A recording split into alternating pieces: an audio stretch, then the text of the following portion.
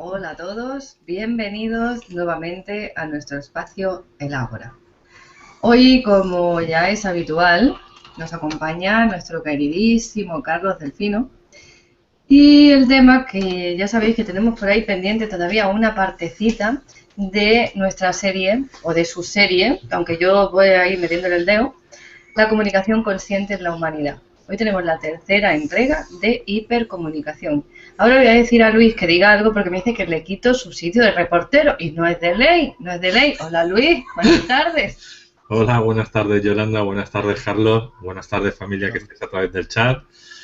Muchas gracias a todos los moderadores que hoy tienen faenita aquí con nosotros y que en un futuro pues a ver si se van atreviendo a entrar ellos y hacernos preguntas en los programas a partir de septiembre, a ver si se animan.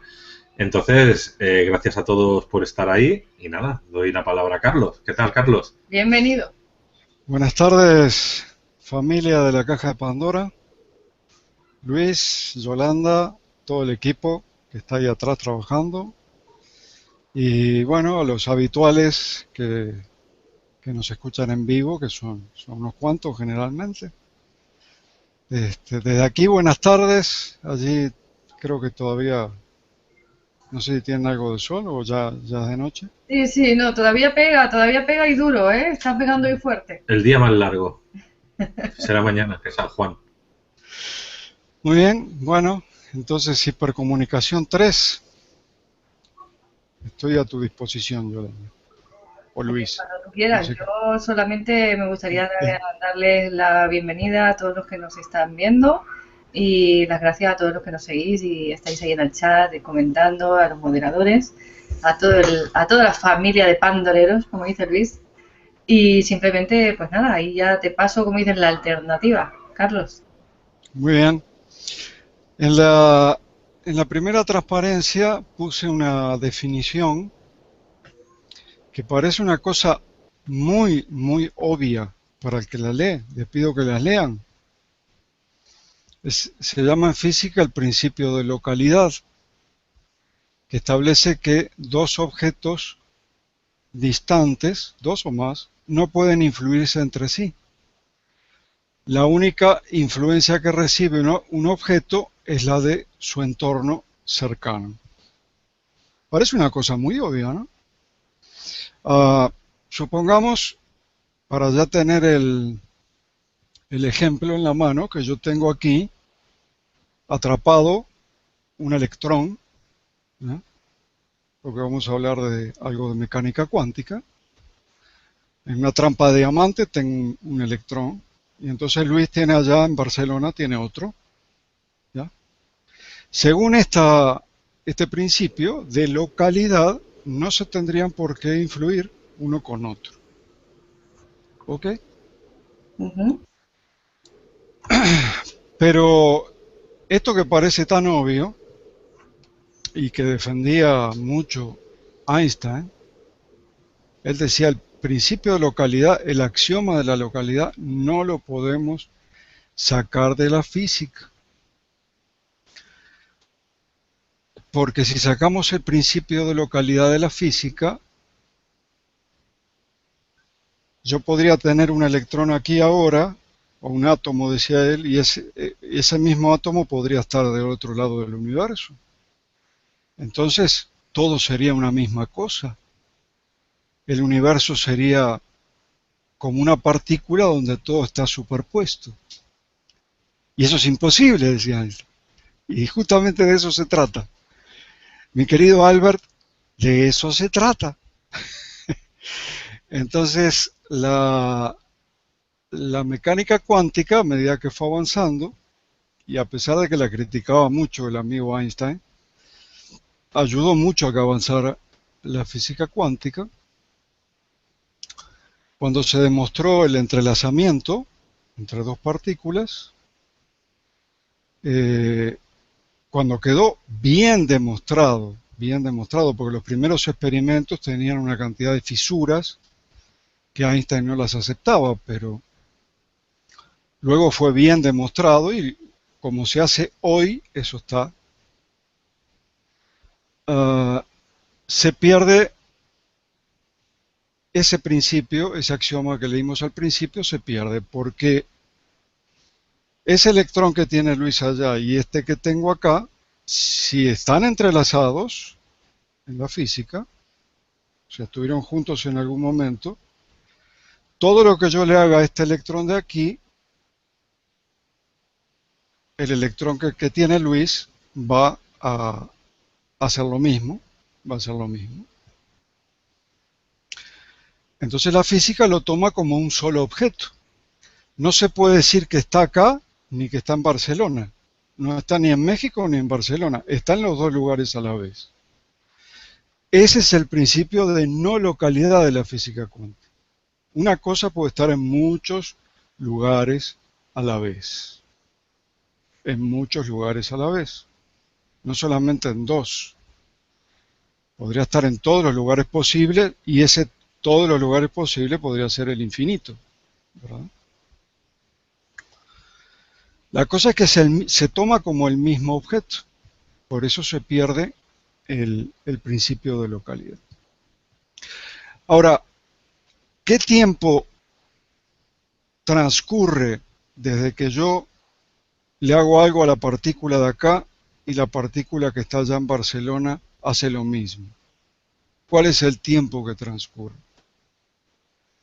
El tiempo es cero, y miren que se ha intentado medir esto muchas veces, pero en el 2012 hubo un equipo internacional de científicos que demostraron que para que este modelo de entrelazamiento funcionara, la velocidad de la señal debía ser infinita. Entonces, Yolanda, imagínate una velocidad infinita de señal, es lo mismo que decir que ya está conectado, ¿o no? Es velocidad infinita. Entonces, hoy por hoy existe la hipótesis de que el entrelazamiento es mucho más importante de lo que se pensaba. En realidad es una realidad más profunda y esencial que el continuo espacio-tiempo de la relatividad de Einstein. Pero aquí, Carlos, sí. ¿estaríamos hablando de que ese objeto está realmente en ambos lugares al tiempo? ¿O es la posibilidad de que esté en ambos lugares indistintamente de lo que estamos hablando? Está en los dos lugares indistintamente. Es decir, al estar entrelazados se toma como un solo objeto. ¿Verdad? Están en los dos lugares. Si tuviéramos tres objetos, o si tú tuvieras otro, ¿verdad? Los tres se tomarían como uno solo. Pero y yo midiendo este, puedo saber qué pasa con el de Luis y qué pasa con el tuyo. No hablamos de potencial, entonces. Estamos hablando de una realidad simultánea. Sí, sí.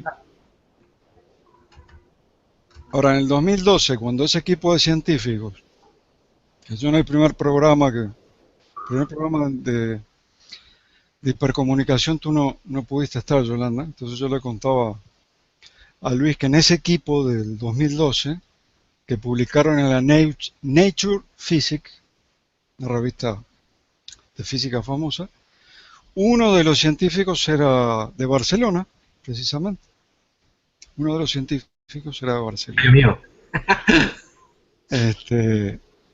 Sería bueno conocerlo, a ver qué nos dice, o en qué se basa. Lo que pasa es que son todas ecuaciones matemáticas. Yo creo que a la gente esto le importa poco, pero la conclusión que ellos llegan es que la velocidad de la señal es infinita. Entonces, ¿qué sería el universo? Sería como un tejido, como una telaraña de entrelazamientos cuánticos que interconectan todo con todo, ¿verdad? Es la famosa totalidad de la que hablaba David Bohm, ¿recuerdan? Y todo ya está conectado con todo. El orden implicado o el orden implícito del que hablaba David Bohm. Entonces yo me hago una pregunta aquí, que es una pregunta básica para este tema, para ya ir definiendo este tema, y es ¿cómo será el proceso de hipercomunicación en la humanidad? Recuerdan que habíamos dicho que el proceso de hipercomunicación, según aquellos alemanes, ya había comenzado, ya comenzó, no es que va a comenzar, sino que ya comenzó. Solamente tenemos que llegar a una masa crítica de la humanidad, y una vez que esté la masa crítica completa, allí podremos hacer la manifestación más grande de toda la historia. Allí podremos cambiar la realidad directamente, porque manifestar es eso, ¿verdad? Entonces, ¿cómo se imaginan ustedes el proceso de hipercomunicación? ¿Cómo se lo imaginan? ¿Que va a haber grupos de personas que se van a reunir en un salón? ¿Cómo se lo imaginan? Porque si dicen que ya está pasando, si algunos científicos dicen, nosotros tenemos certeza matemática con esto porque esto ya está sucediendo, ¿cómo se imaginan ustedes que está sucediendo? Porque aparentemente no se ve nada y aparentemente estamos peor, no mejor. ¿Cómo es que sucede esto? Yo creo que es a través del inconsciente colectivo, que es información que se va sumando a ese grupo. Lo que pasa es que tendríamos que hablar de diferentes grupos de inconsciente colectivo o tipos. Una cosa es el global del inconsciente colectivo a nivel global, mundial, de todos los seres humanos, y otro tipo de inconsciente que también es colectivo, aunque parcial, sería el de diferentes, por ejemplo, etnias, grupos religiosos, incluso de partidos de fútbol, por poner otro ejemplo tonto o muy trivial, pero son grupos de inconsciente colectivo que también generan una realidad propia. De manera que mi visión es que ese efecto del centésimo mono tendría que ser aplicado y va a surgir esa explosión cuando un determinado grupo o número de grupos religiosos alcancen determinado estado de conciencia. Cuando un determinado grupo de futboleros, ¿no?, de grupos de fútbol, alcancen determinado nivel de conciencia. Y así sucesivamente aplicado pues a las etnias y demás, ¿no?, a un determinado número de personas que estén perteneciendo a ese mismo grupo o inconsciente, ¿no?, que forma ese global de esa comunidad. Tú sabes que Jung, el descubridor del inconsciente colectivo, decía que el inconsciente tiene que transformarse en consciente en las personas y en la humanidad. Y te acuerdas que una vez traje un experimento que se hizo en Princeton que constaba de una cantidad de transmisores de números aleatorios y que eso tenía una gráfica normal y cuando sucedía algo en el mundo, por ejemplo en el 2001, el 11 de septiembre, esa gráfica se disparaba, ¿te acuerdas de eso? Sí. A eso el doctor que estuvo a cargo de ese experimento en Princeton lo llama conciencia colectiva. Por eso digo que desde allí hay que ver a la humanidad como si fuera una persona que tiene su inconsciente, tiene su subconsciente y tiene su consciente. Entonces yo creo que esa conciencia de raza, esa conciencia de la humanidad, haciendo, pero no va a crecer así como formando grupos visibles. Eso es un trabajo, por ejemplo, cuando los pájaros vuelan, están migrando, ¿verdad? Sí hay uno en el frente, que de paso es el que hace el mayor trabajo, pero van rotando en ese lugar. Pero ellos ya saben dónde ir. No hay una comunicación ni verbal ni de ningún tipo. Ellos ya saben lo que hacer, ya saben qué lugar tomar, ya saben dónde ir. Hay como una conciencia de raza, sean patos, sean lo que sea, que les dice a dónde ir. El cardumen de peces también. No tienen un líder, no hablan con palabras. Y eso es lo que está sucediendo, según esta gente, con el proceso de hipercomunicación en la humanidad. El trabajo es interno. El trabajo ni siquiera consiste en un trabajo, consiste en darnos cuenta del tejido del universo. O sea, en tomar conciencia de que ya está todo conectado. Entonces no es un trabajo en sí, es más bien darnos cuenta de, darte cuenta de, es un despertar, como le dicen muchos, me parece muy acertada la palabra despertar, y a medida que más y más personas van despertando por su trabajo interno, se van sumando a ese proceso de masa crítica hasta que llega un momento que sí va a ser visible. Todavía no es visible.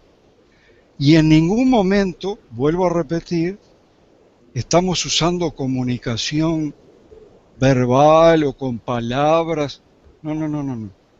Acá sucede lo que se llama entrelazamiento coherente, que también hicimos 3 programas con el entrelazamiento coherente. Cuando 2 personas se entrelazan, cuando 2 millones, cuando 2.000 millones de personas se entrelazan, empiezan a funcionar otros mecanismos. Empieza a funcionar la telepatía, empieza a funcionar el mecanismo ese de Luis, de que te contesta pero tú no hablaste, y yo no dije nada pero yo te escuché. Bueno, todos esos mecanismos empiezan a funcionar porque está todo ya conectado. Está todo ya conectado, en realidad todos sabemos todo. Aquí están comentando que lo del cardumen, por ejemplo, es el alma grupal, dicen ellos. Sí. Entonces lo digo por si quieres hacer algún apunte, ya que estás extendiendo. Sí, es un poco diferente que en la raza humana. En las demás especies, la conciencia de las demás especies, conocidas, tal vez los delfines no sean así, por ejemplo, pero en ese tipo de especies como cardumen, lo que tienen ellos es un alma grupal, no están experimentando como nosotros eso que llamamos individualidad. En el ser humano va a suceder esto sin perder la individualidad, porque en algún momento decidimos experimentar la individualidad, y si lo decidimos por algo es. Yo digo que en mi cosmovisión, si tengo algo parecido a lo que le llaman sagrado, es justamente la individualidad. Eso hay que respetarlo, somos todos diferentes, somos todos uno, pero somos todos diferentes. Ve a ver la diferencia en los cardúmenes entre un pez y el otro, ¿cuál es? Pues se confunden, son iguales. Nosotros somos bien diferentes todos, decidimos experimentar la individualidad y eso lo vamos a seguir experimentando aunque lleguemos a la hipercomunicación, al entrelazamiento coherente y a la masa crítica. Pero Carlos, las ballenas, los delfines, vamos a decir, los seres más inteligentes de la Tierra, elefantes u otros mamíferos que también tienen, vamos a decir, un gran cerebro o una hipercomunicación entre ellos, yo diría que muchos de ellos están más avanzados que nosotros, porque su hipercomunicación puede llegar a otros planetas, cosa que nosotros somos incapaces. Por eso dije, algunas razas, la mayoría de las razas de animales, y dije tal vez los delfines es otra cosa, pero hay algunas razas en el planeta que han decidido experimentar la individualidad, y eso, una vez que decides experimentar la individualidad, tú tienes una conciencia circunscrita, como lo llama Deepak Chopra. O sea, con respecto a la conciencia absoluta, tu conciencia es única en el sentido que tú experimentaste una serie de cosas que nadie más experimentó de esa manera que tú experimentaste. Y esa es tu circunscripción, esa es tu individualidad. Eso no lo vas a perder, aunque formes parte de la masa crítica. No es que de la noche a la mañana a nosotros nos viene la conciencia de panel de abeja. Exacto, o de hormiguero iba a decir. Y se nos va la individualidad. No es así. La individualidad no se pierde nunca. pero podemos entrelazarnos, tenemos esa prerrogativa de entrelazarnos, llegar a una masa crítica y como una sola persona manifestar una nueva realidad. Ahora, si lo que existe es ese tejido del universo, les puse en amarillo las grandes preguntas que tengo con este tema, ¿no? Si lo que existe, como decía David Bohm, es la totalidad, si lo que tiene ser es el orden implicado o el orden implícito, y él decía que la fragmentación en realidad es ilusoria.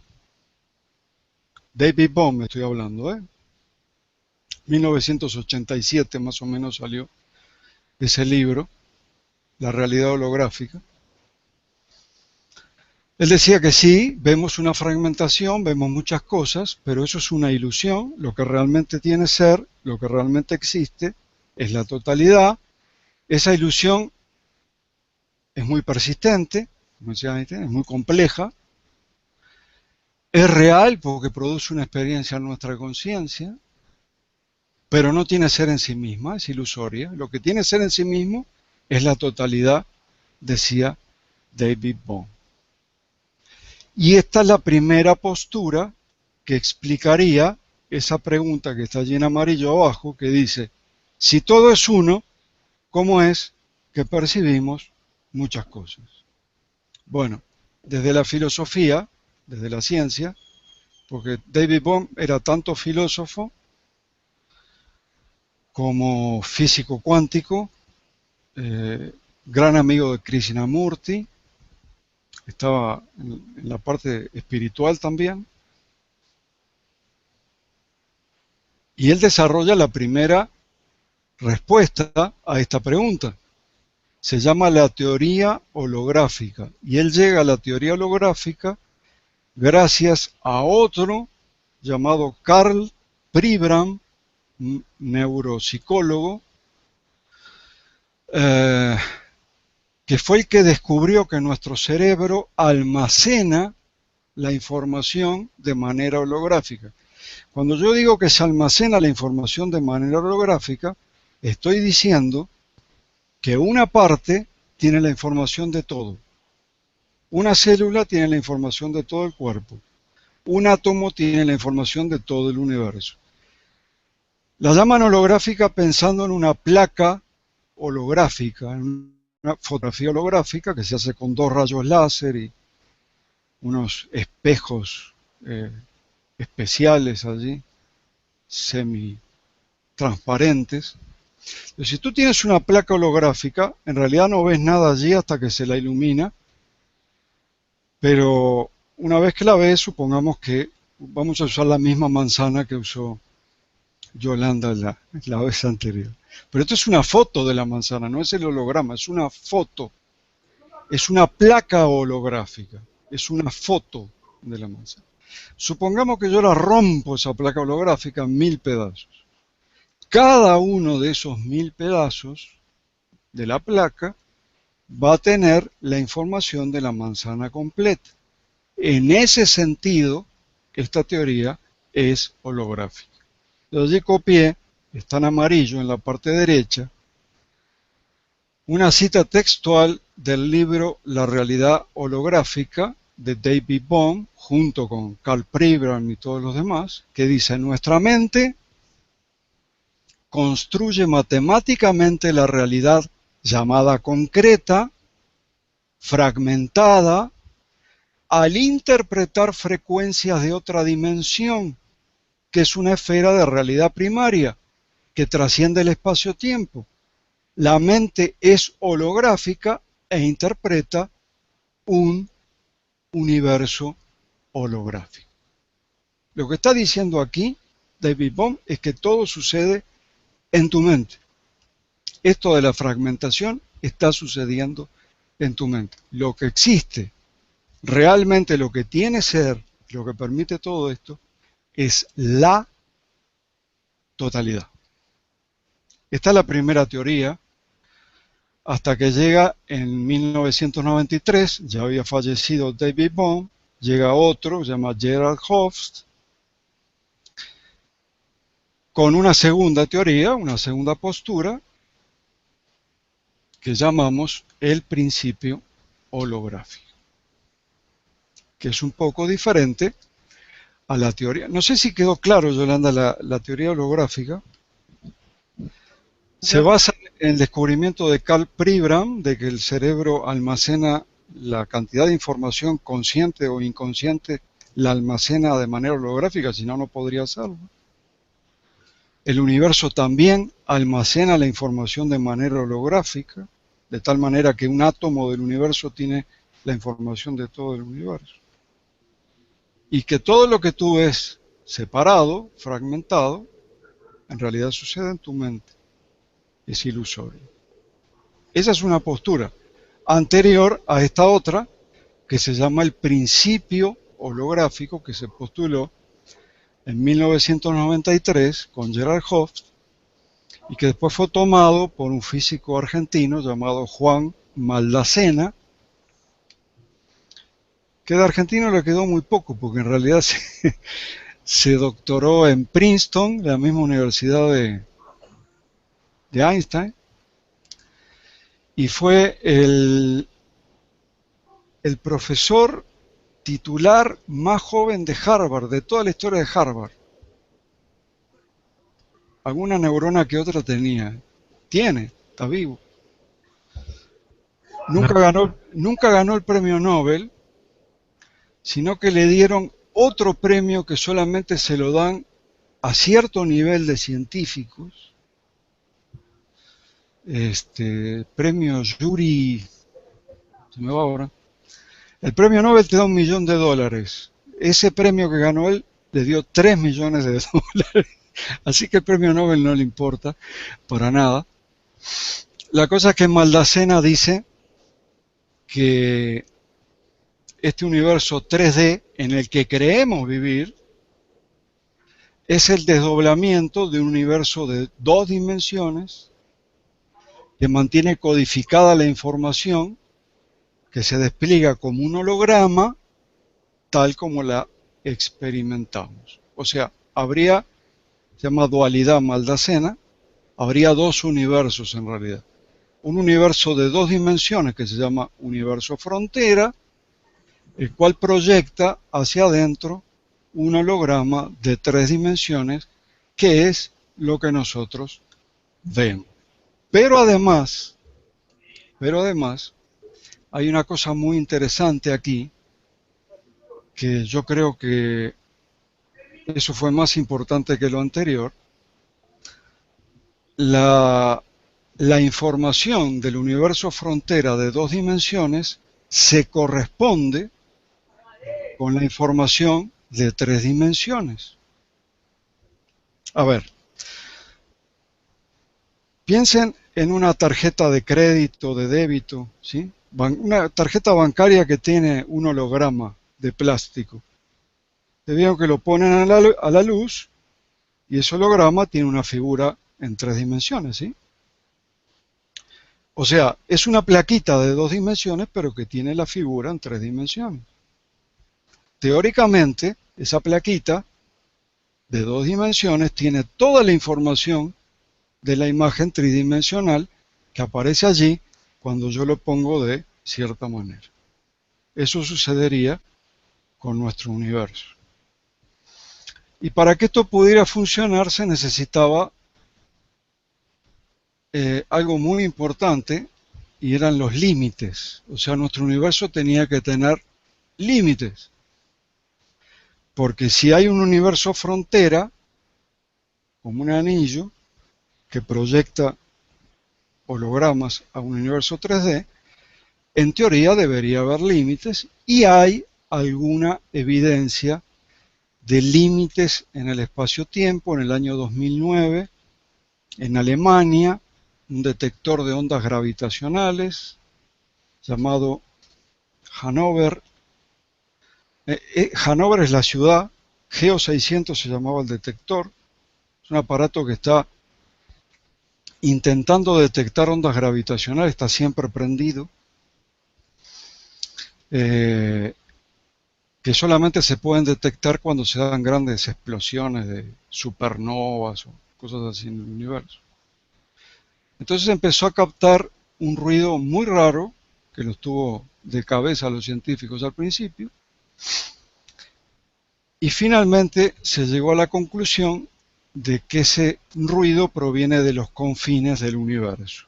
Se concluyó ahí que el GEO 600 había llegado a los confines del universo, donde el espacio-tiempo ya deja de ser suave, sino que ya se empieza a ser como cuando uno mira una fotografía con una lupa que puede ver los píxeles más grandes, ¿no? De grano grueso. Entonces, se podría decir, o se podría interpretar que este universo en el cual estamos tiene límites porque es un prerequisito para que funcione el principio holográfico.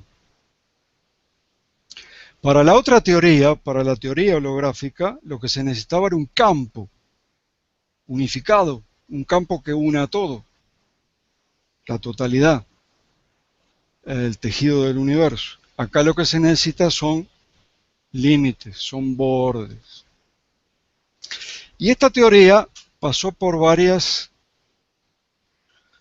felices instancias. La primera feliz instancia que tuvo fueron 2 experimentos que se hicieron en Japón en una universidad llamada Ibaraki en el 2013, donde hicieron una serie de mediciones. La cosa es que las mediciones que hicieron en 2 dimensiones se correspondían con las mediciones que hicieron en 3 dimensiones. Y estoy hablando de mediciones reales, espaciales, cálculos de energía en un agujero negro, etc. Esto de la correspondencia, para que tengan una idea de la importancia de la correspondencia, de que una cosa de 3 dimensiones, la medición se corresponda con las 2 dimensiones, es lo mismo que si las ecuaciones de un libro de astrofísica, imaginen que yo tengo un libro de astrofísica, que las ecuaciones que están en ese libro de astrofísica me sirvan para reparar un software, que es una cosa que está en 2 dimensiones. El libro de astrofísica me habla de los astros, las estrellas, 3 dimensiones. El software es de 2 dimensiones. Que las ecuaciones de ese libro de astrofísica me sirvan para reparar o para hacer un software de 2 dimensiones. Es una locura, pero así funcionó. Y la segunda instancia feliz, porque con los japoneses todo muy bien, pero funcionaba en un universo con curvatura negativa, que no es el caso de nuestro universo. Nuestro universo de curvatura positiva. Ahí abajo tienen 3 imágenes. La que está en el medio sería un universo plano. La que está en la derecha sería un universo que no es el nuestro. Y la que está a la izquierda sería un universo de curvatura positiva. Entonces con los japoneses todo muy bien, pero ese modelo matemático en un universo de curvatura negativa. Hasta que llegó en el 2015 un grupo de científicos de la Universidad Tecnológica de Viena con un director, Guru Miller, y ese equipo demostró, midiendo la entropía de entrelazamiento, que es un tipo de medida, que esa misma correspondencia también se da para universos de curvatura positiva, esféricos, como se supone que es el nuestro. Entonces, lo que tiene de superior esta teoría con respecto a la anterior, que podría tal vez la anterior ser más atractiva, de alguna manera, es que está más probada, tiene más fundamento matemático. De hecho, hay físicos que dicen, ya no hay duda, nuestro universo es un holograma. No es un holograma cualquiera, tiene mucha información, complejo, pero es un holograma. Nuestro universo es luz e información. Grandes cantidades de luz, ingentes cantidades, puede creer, de allí que es tan complejo. Entonces, ahora, antes de hablar de la conciencia o del alma, que finalmente es lo que se entrelaza, porque nosotros hablamos del entrelazamiento tomando como base los estudios del ADN, ¿se acuerdan? De Peter Garaia. Pero lo que se entrelaza, ¿qué es en realidad? El ADN.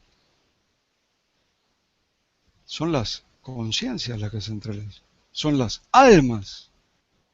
Alma es un término religioso, pero lo que se entrelazan son las conciencias.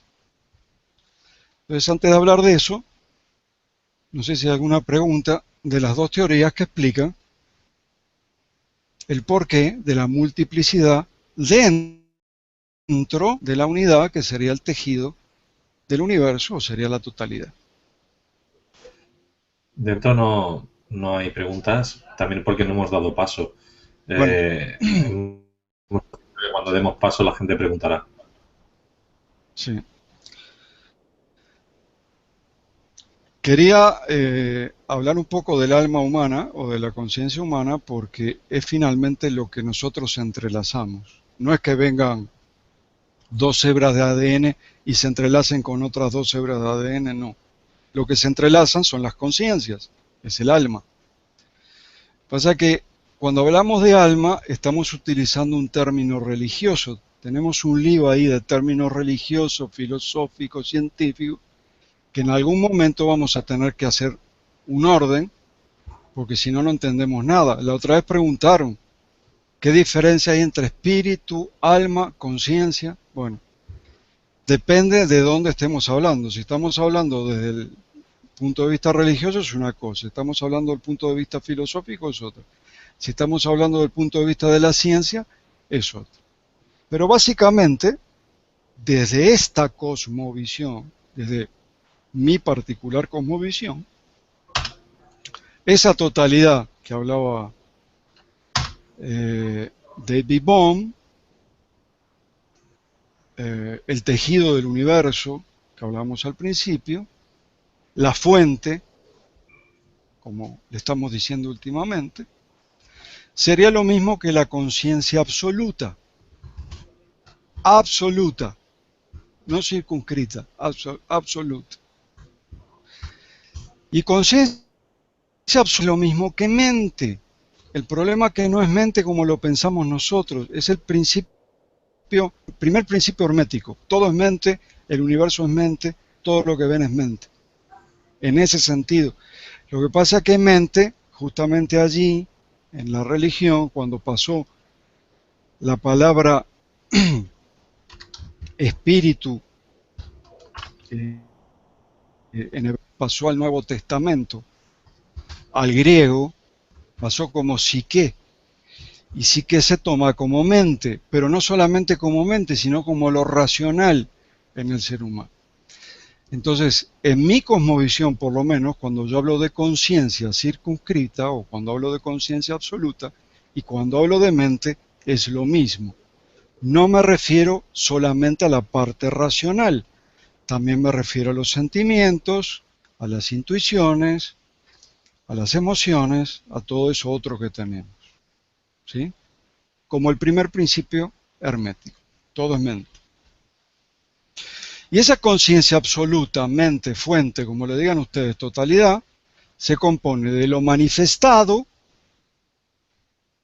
que es lo que vemos separado, aunque sea ilusorio o sea holográfico, más el campo de las infinitas posibilidades, que en física cuántica le dicen el vacío cuántico, que no es vacío, porque está lleno de energía.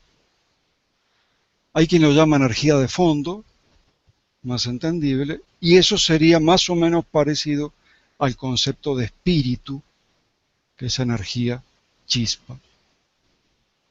¿Ah? Entonces creí necesario hacer un poquito esta definición de términos para no olvidar que lo que vamos a entrelazar en la masa crítica son nuestras conciencias circunscritas, no locales. Nuestra conciencia puede estar aquí hoy, puede proyectarse allá cuando quiera, puede estar en varios lugares a la vez, no hay problema. Es no local, la conciencia es cuántica. Y esto lo dice la teoría, la hipótesis, de dos doctores, Stuart Hameroff y Roger Penrose, que dice que el alma, la conciencia circunscrita, es cuántica, es no local y se encuentra dentro de las estructuras de los microtúbulos que conforman el citoesqueleto de cada una de las células que tenemos nosotros. Cuando la persona muere, dicen estos dos científicos, la información no se pierde. No se olviden que la energía y la información nunca se pierden, no se destruyen, solo se transforman. Pero en este caso, dice Hameroff, esa información puede unirse y fuera del cuerpo, ¿no? Y subsistir indefinidamente como lo que la gente le llama alma, ¿verdad? Que para nosotros sería conciencia.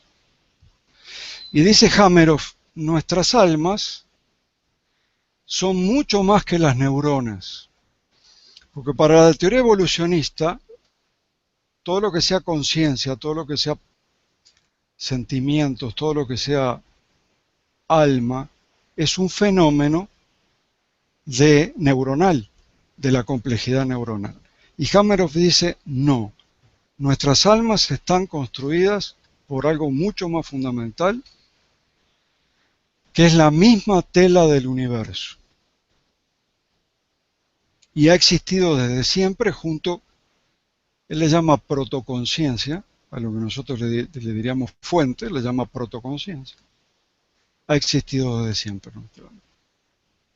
Y justamente él se basa en la interconexión que ve en los seres vivos, en esas razas que van todos hacia un mismo lugar, sin que nadie les diga, y al fenómeno del entrelazamiento cuántico que ya está comprobado.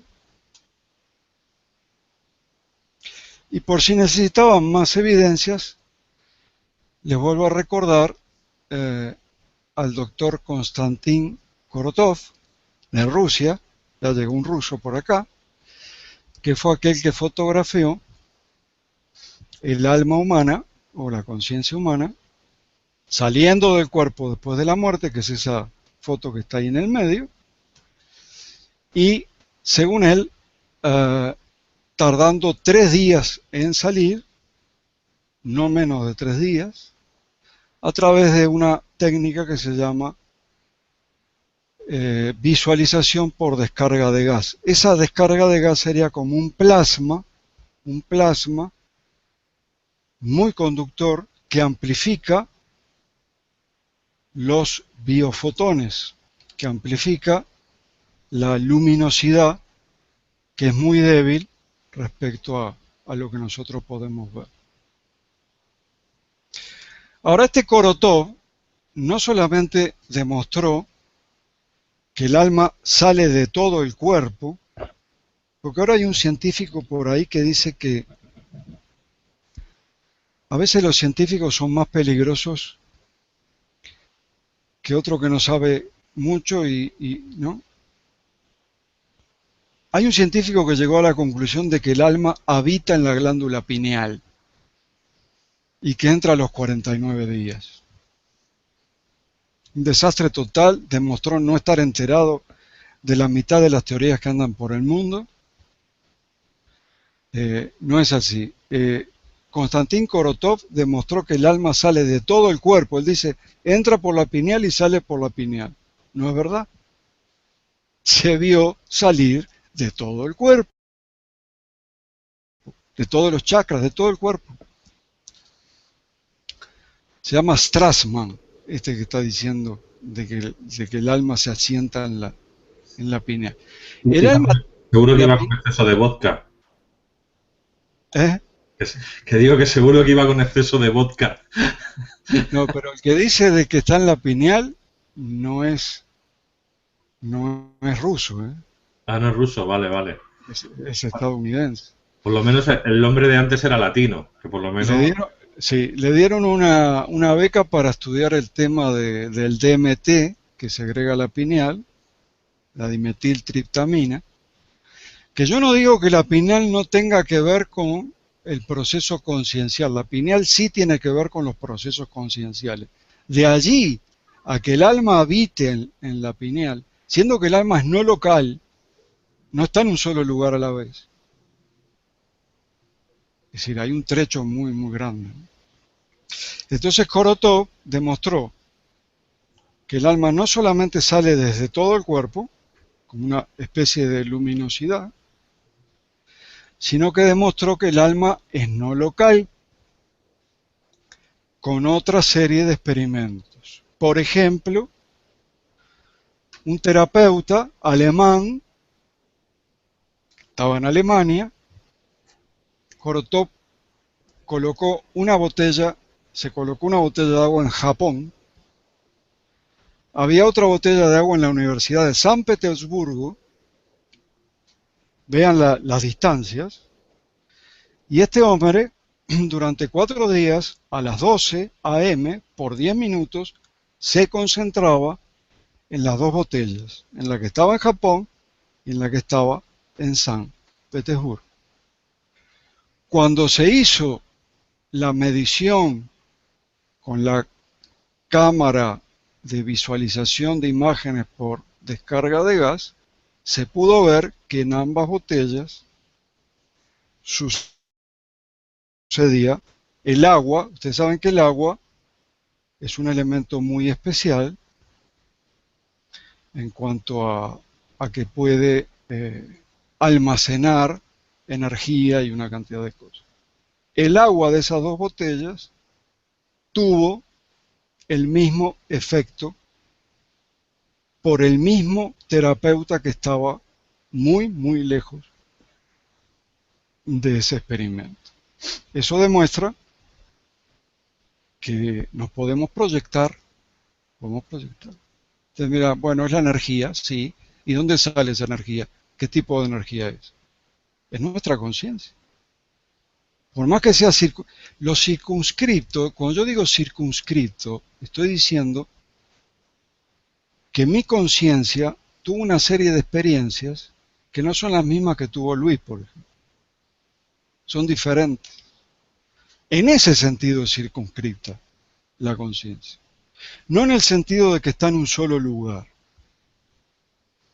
Después se hizo otro experimento grupal que fue organizado por una doctora famosísima, se llama McTaggart, y fue un grupo de personas que estaban todos en diferentes partes del mundo y se concentraban todos en un solo lugar del mundo, donde había un sensor de estos de visualización por descarga de gas. Y no sé si ustedes logran ver en la parte derecha de la transparencia, abajo está lo que sería el sensor de control. O sea, ese está normalito, ¿no? Y lo de arriba es el grupo de personas que se está concentrando, todos juntos, están meditando, cada cual lo hace como lo hace, pero estaban todos concentrados en ese sensor que estaba en un solo lugar. La flecha roja marca cuando comenzaba el experimento de 10 minutos, y ustedes vean la diferencia con el gráfico de abajo. Esto demuestra que sí existen lo que llamamos ambientes, que muchas personas juntas forman ambientes tóxicos, ambientes sanadores, etcétera, etcétera. Este se supone que era un ambiente sanador positivo, porque se le pidió que tuvieran pensamientos positivos a esas personas. Ustedes me dirán, ¿qué mide ese gráfico? Ese gráfico mide píxeles, píxeles claros, que es lo que se vería en un aura, por ejemplo. Cantidad de píxeles claros, que es lo que se vería en la imagen de un aura. Así que el amigo Konstantin Korotov no solo demostró el asiento del alma, sino que demostró que el alma es no local, que podemos transmitir, así como estamos transmitiendo ahora de México a España, pero simplemente con nuestra conciencia, ¿verdad? Y es algo que yo creo que va a suceder dentro de poco. Tengo 7 conclusiones, pero serían de todo, ¿eh? De toda la serie. ¿Las puntualizamos? Todo está conectado con todo, tejido del universo. Somos uno, pero sin embargo hay un estado de no comunicación. Cuando alguien se pone en ese plan de no comunicación, es lo mismo que si estuviera desconectado. Y después hay estados intermedios. ¿Se acuerdan de la coherencia entrelazada, la coherencia global, hasta llegar a la hipercomunicación? Segundo, la materia no existe. Es un estado de la energía. Y tenemos 2 teorías, que en una diría que es ilusoria, en otra diría que es un holograma, muy complejo. Aunque la ilusión también es muy persistente y compleja.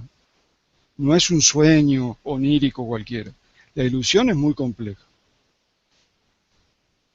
El ADN humano, y esto fue lo que vimos el programa pasado, es una biocomputadora cuántica holográfica que nuestra alma utiliza una vez que se encarna. Somos almas encarnadas, somos conciencias encarnadas en un físico 3D que tiene una biocomputadora, bioordenador cuántico holográfico que le sirve al alma porque es como una base de datos y tiene una cantidad de funciones con las cuales puede transmitir y puede recibir. ¿Se acuerdan de los cromosomas que transmiten y que reciben? Hay suficiente evidencia, gracias a los experimentos de Korotov, de que la conciencia circunscrita no es local. La hipercomunicación, no hay que hacer nada, simplemente hay que darse cuenta de que estamos todos conectados, es tomar conciencia. 6. El intercambio de coherencia emocional, coherencia cardíaca, lo que vimos el programa pasado, que se tomaron de las manos. ¿Recuerdan Luis y Yolanda? Yolanda era yo primero de emisor, de receptor. Bueno, Mucha envidia. Eso está, mucha envidia. Eso está totalmente, mucha envidia, pero está totalmente medido y comprobado de que esa coherencia emocional se puede transmitir, se puede entregar, se puede regalar, se puede prestar. Repito, no es una terapia, es ayudar a una persona a entrar en un estado que se llama coherencia emocional, coherencia cardíaca. Pero eso es un estado que puede ayudar a curar una enfermedad, puede ayudar a curar. Que puede retrasar un estado patológico, lo puede retrasar. Pero no es una terapia en sí, es un estado. Y 7, lo que hay que hacer, ¿no? Hay que volver a la conciencia de unidad sin perder la individualidad. Y todos podemos llegar a la conciencia de unidad si nos ponemos del lado correcto de la dicotomía. Dicotomía inducida en la cual estamos viviendo.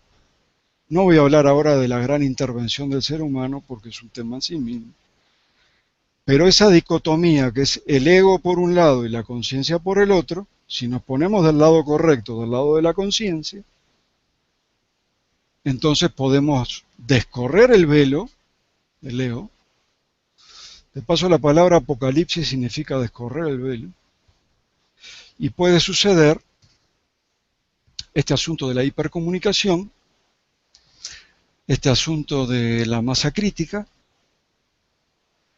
y este asunto de la gran manifestación de la humanidad, cuando la humanidad decida por fin cambiar su realidad. Preguntas. Toca, Yolanda. Me toca Yolanda. Tuna Mírez pregunta: ¿conoce a alguien que recuerde esa unión en su pasado? Que si yo conozco a alguien, Que recuerde esa unión en su pasado. el entrelazamiento, digamos. Sí, supongo que es ese estado de entrelazamiento con otra persona, me imagino, porque si no es... Sí, esta pregunta la hicieron casi al principio. Yo recuerdo, en mis padres era evidente. En mis padres era evidente. Es una mirada y ya está. No precisaban más nada. No precisaban hablar. Y varias veces pasó que, y una específicamente, que a mi padre le había entrado una cosa en un ojo, que había saltado de una máquina. Y mi madre se empezó a poner muy nerviosa. Y finalmente llegó a casa en una ambulancia porque lo tuvieron que llevar al hospital más cercano para sacarle eso porque estaba en peligro el ojo. O sea, mi madre captaba cuando mi padre estaba mal. Pero eran muy unidos. Estuvieron más de 50 años. ¿Por qué haces así? Porque contigo y conmigo también pasa, con lo cual no hace falta irse tan lejos. Bueno, por aquí el público pide...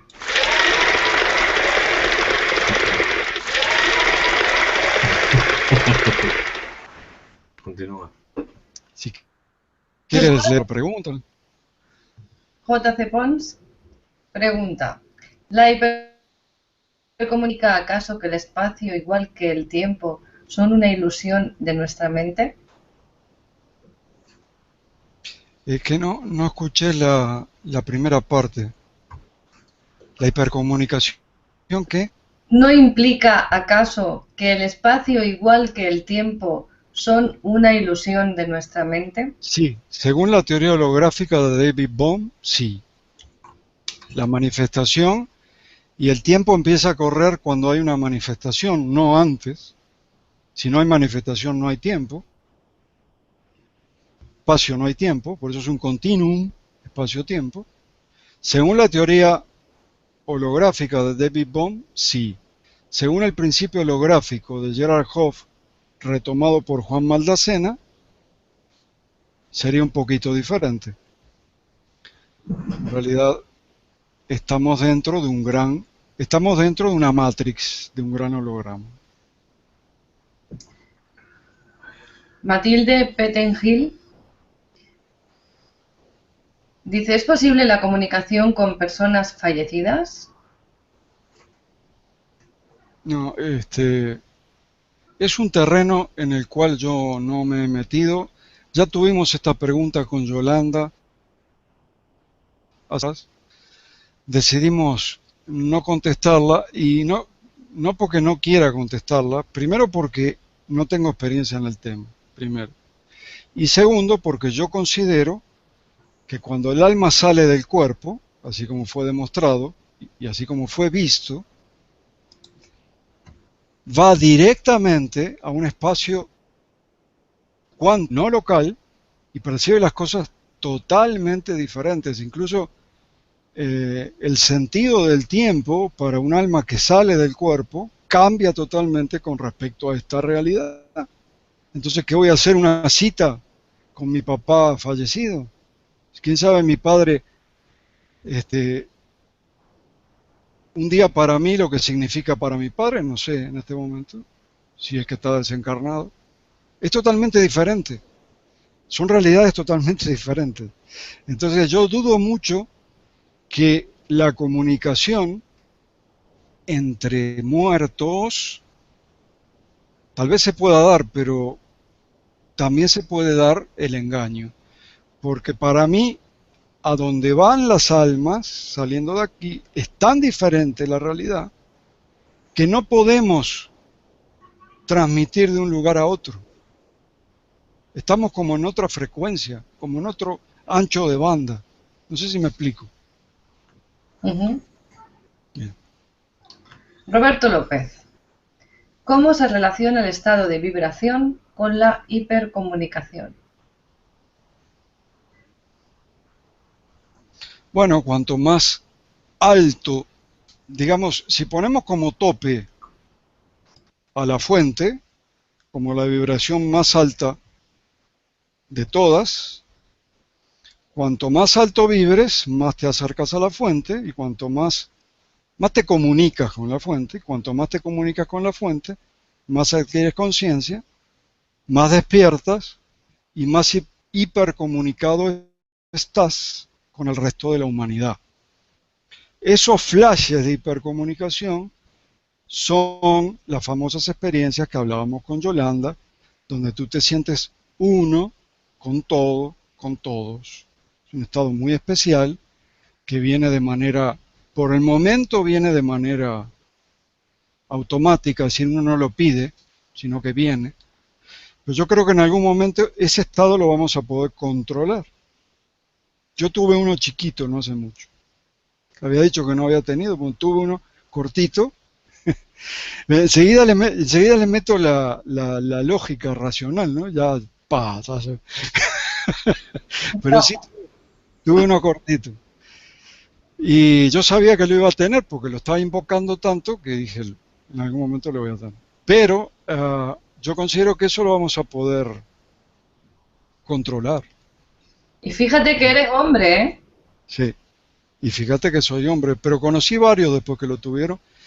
Y además de Sergio Ramos, Ajá. dijo que lo había tenido, después me escribieron por lo menos 2 más varones que tuvieron ese. Ese mismo. Sí. Borgoselo pregunta, ¿crees que podríamos ser un diseño de alguna raza extraterrestre o interdimensional? Y en ese caso, ¿quién les habría diseñado a ellos? En última instancia somos un fractal de la fuente. En última instancia. Un fractal es un desdoblamiento, pero que nunca termina de separarse y tiene las mismas características que el todo. O sea, tenemos creatividad, libre albedrío, las mismas características que la fuente. Ahora, pasos intermedios entre la fuente y la raza humana y que haya raza, bueno, es posible. Es posible. Sí. Aquí tenemos una pregunta muy complicada, que no sé si vas a ser capaz de responderla ni incluso tú. No conocí la pregunta que no haya podido responder. ¿No? Bueno, pues queremos a ver con esta, a ver si te atreves, porque la pregunta tiene miga, ¿eh? Tuna Mírez pregunta, Carlos, ¿quieres casarte conmigo? Bueno, esta es la excepción.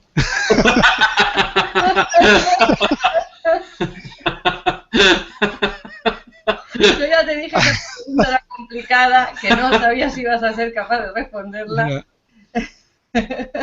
ha nacido la pregunta que no puedo responder. ¿Viste? Lo pillaste, Tuna. Pero muchas gracias por la distinción y te mando un abrazo de aquí. Diana Briñez te pregunta, ¿el vacío cuántico podría ser el generador de hologramas?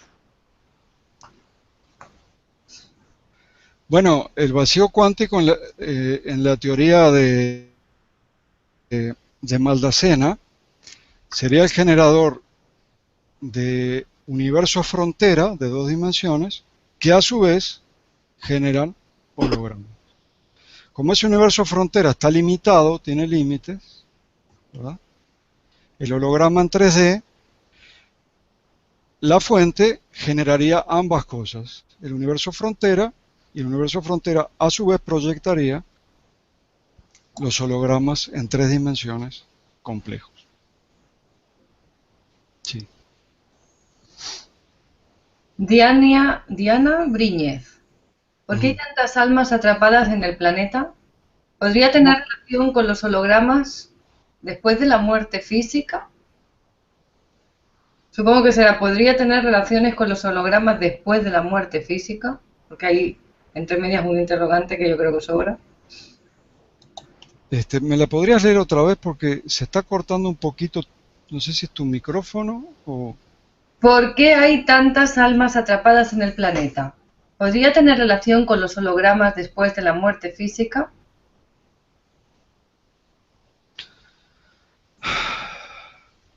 Está hablando de las almas desencarnadas, que no se han dado cuenta que han muerto y eso.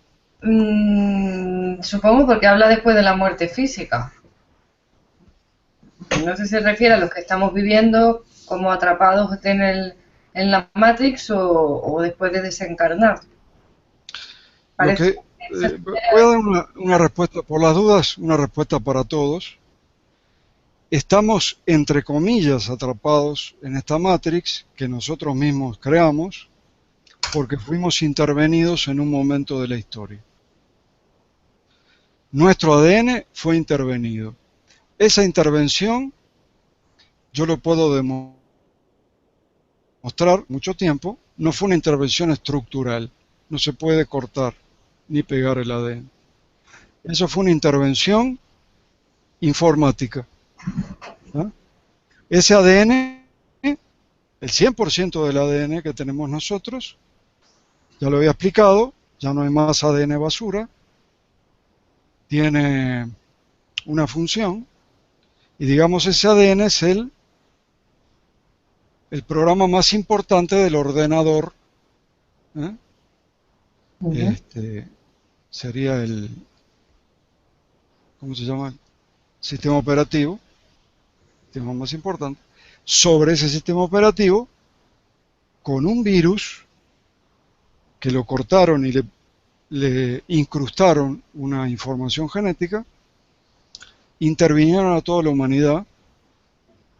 Eso está demostrado. Pero fue una intervención informática. O sea, esa intervención lo que hizo fue destacar una realidad y esconder otra realidad. La realidad que destacó es lo que llamamos materia. Entonces, cuando hicimos a la Matrix, la hicimos sobre la base de la materia. Y vean la Matrix, si no es cierto lo que estoy diciendo, funciona en base a la materia. Comprar cosas, tener para ser, ¿no? Y escondieron la otra parte, la parte intangible, que si te pones a pensar es lo que mueve tu vida.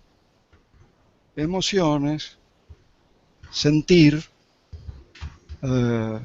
intuiciones, voluntad, todo eso es lo que mueve tu vida. Es por lo que te levantas cada mañana. Y no es tangible, todo eso como que pasó un segundo plano, como que se escondió. ¿Tá? Y ahí creamos la Matrix y creamos los egos. Entonces estamos aparentemente atrapados. Pero si despertamos, salimos de la cárcel. Es una cárcel ficticia. Ya. Una Mírez pregunta también. Dejé agua con palabras escritas durante 4 meses y no pasó nada. ¿Será porque este agua de Madrid está muerta? ¿Tú qué piensas, Yolanda? ¿El agua de Madrid está muerta? Por lo menos a palear. A palear sí que anda. Yo pienso que el problema acá no es el agua, sino la palabra. Y el tipo de experimento, porque el agua de por sí sola, No, pero agua clorada, es normal que no haga nada. Yo diría que es la intención que le dio a la palabra. Exacto. La palabra sola no sirve de nada. Lo que le tienes que dar es intención. Entonces, cuando le pones intención a la palabra, algo pasa, algo puede llegar a pasar. Sí, pero no sé si clorada, con flúor y con todas estas cosas que le están no sé. Yo lo que entiendo es que, a ver, el agua cuando pasa algo con ella, es cuando se puede comprobar, es cuando se miran los cristales a nivel microscópico. Tú Sí, realmente así es. no sabes lo que está pasando con el agua, porque el agua no deja de ser agua. Otra Sí, cosa es que tú con ese agua te dediques a regar diferentes plantas de que estén en las mismas condiciones, del mismo tiempo, la misma edad o semillas, y ver qué efecto produce ese agua dentro de ese círculo vital, ya ver cómo afecta esas dos aguas diferentes a esa semilla, por ejemplo. Entonces, yo te propondría repetir el experimento, y como dice Carlos y ha apuntado Luis exactamente, no solo le pongas la palabra, sino que le des la intención de la palabra, que yo ya doy por Y, hecho que está y si lo incluida quiere hacer dentro. como lo hizo Emoto, al principio fue con arroz. El doctor Emoto lo hizo al principio con arroz, no lo hizo solo con agua. Con arroz se ve mejor. Si solamente le ponen la etiqueta al arroz. No, el arroz era con Reiki. El experimento del arroz fue con Reiki. Con Reiki. Yo estuve con el doctor Emoto y también lo hizo con arroz. Lo grabé yo aquí en Barcelona y estuvimos con él. Arroz hervido.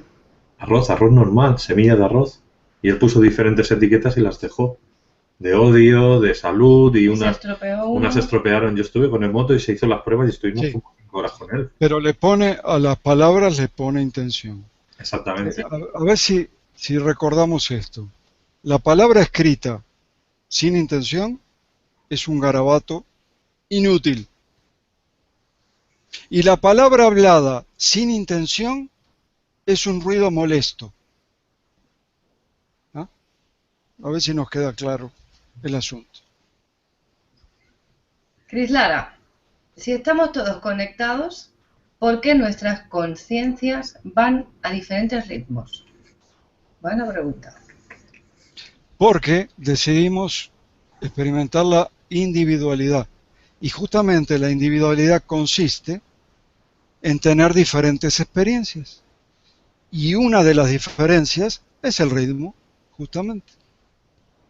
O sea, cuando yo digo conciencia circunscrita, me estoy refiriendo a que yo tuve experiencias diferentes a la tuya. Y una de las diferencias de mi conciencia circunscrita es el ritmo. Es el ritmo. La velocidad. Aquí hay un nombre impronunciable. HG, HG. taladro. H.G. Wells. La primera ley es corazón y no mente. La ley mente fue cambiado para omitir el corazón. Sí, como dije, mente, cuando yo pronuncio la palabra mente, en lugar de utilizar la palabra conciencia, no la utilizo en el sentido racional que le han dado a la palabra mente en esa traducción del hebreo al griego, psique, psiquis, lo racional, no. Cuando yo digo mente me estoy refiriendo al corazón también, a todo lo que tenemos.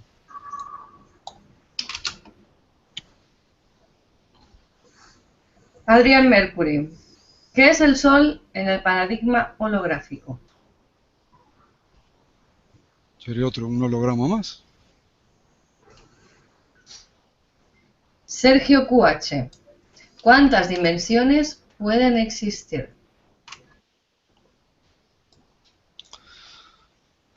Depende a quién le pregunte. Depende a quién le preguntes, pero hay un consenso general de que son 11 dimensiones. Mínimas. Mínimo. Mínimas, de ahí para adelante. De ahí para adelante. Nuevamente el nombre impronunciable AHG, taladro, pregunta, ¿la telepatía desde el corazón, conciencia, es el real lenguaje de comunicación? Sí. Sí, Definitivamente. definitivamente. Es el lenguaje real. El otro fue impuesto en esa intervención. El otro nos impusieron en esa intervención y es muy limitado. Muy limitado. Cuando tú haces, cuando tú haces telepatía, la telepatía no sigue los pasos de un discurso, no es discursiva. Es toda la idea junta en un momento. Lo que tú transmites es toda la idea junta. Es el verdadero lenguaje, por supuesto. No tiene límites. Y ya tenemos la última pregunta de Job González que dice: Carlos, ¿qué es para ti el yo superior?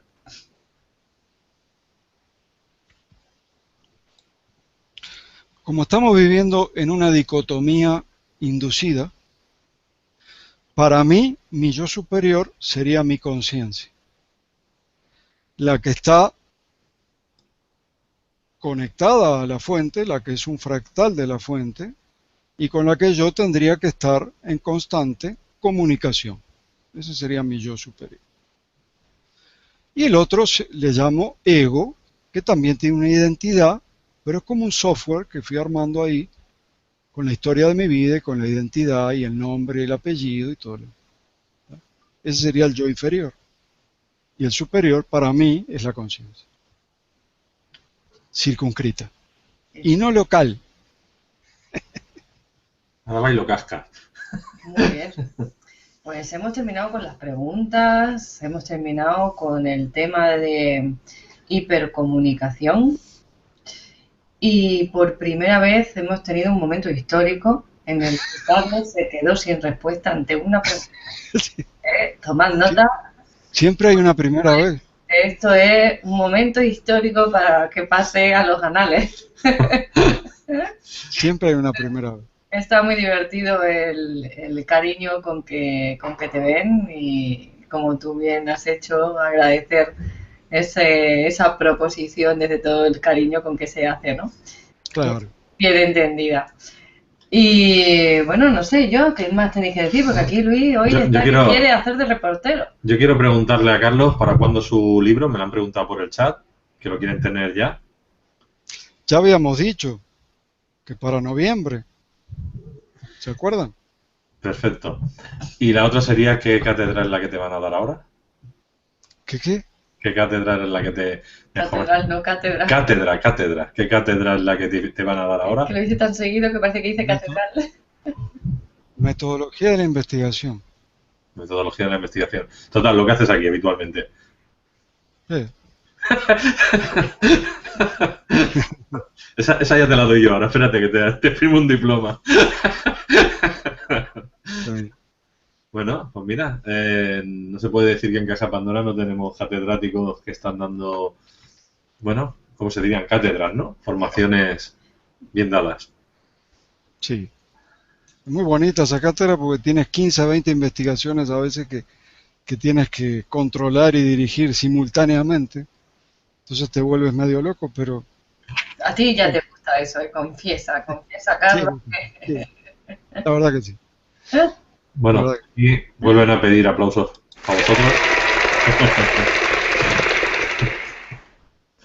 Pues yo quiero agradeceros a todos, como siempre, nuevamente, a los que estáis ahí viéndonos en el otro lado, a todos los que nos acompañáis a través del chat, los moderadores, todo el grupito de La Llave. Gracias por vuestro apoyo, por vuestro cariño y por estar ahí. Y a ti, pues, ¿qué más decirte, Carlos? Nuevamente, gracias por regalarnos todo ese conocimiento, toda esa visión que tú nos aportas de temas tan interesantes, ¿no? Que si no, de otro modo, no podrían llegar a todo ese público que nos ve y que nos sigue y que realmente se lo están bebiendo como esponjas. Y es una maravilla y es de agradecer también que no solo lo regales, sino que además se aproveche, lo cual es fantástico. Yo también agradezco profundamente el hecho que me dejen estar en vuestra casa. Lo digo por Yolanda y Luis y lo digo por los que nos están mirando también, porque de alguna manera entramos a vuestra casa. Así que muchas gracias y es un placer estar con ustedes. Realmente desde España hay una retroalimentación que se siente usted, aunque ustedes no lo crean, yo la siento, muy positivo. Así que muchas gracias. Gracias a ti, Carlos. También decir a todas las personas que nos están viendo que en Caja de Pandora, si ponen Carlos Delfino, van a ver todos sus vídeos, también en su canal, que se llama Libre Conciencia, ¿sí? En su canal Libre Conciencia él va a seguir con sus pildoritas, que también las iremos pasando a Caja de Pandora. O sea que este verano no paramos, pero iremos más relajados. Entonces, Vamos a descansar un poco, ¿no? sí. Entonces, Cositas más cortas durante el verano. Entonces, iremos viendo qué nuevos temas nos vamos sacando de la manga, qué nuevas preguntas le podemos plantear a Carlos, porque yo le hice una nada más y fíjate todo lo que dio de sí, la pregunta. Que pregunta que Incluso la podrías exprimir un poco más.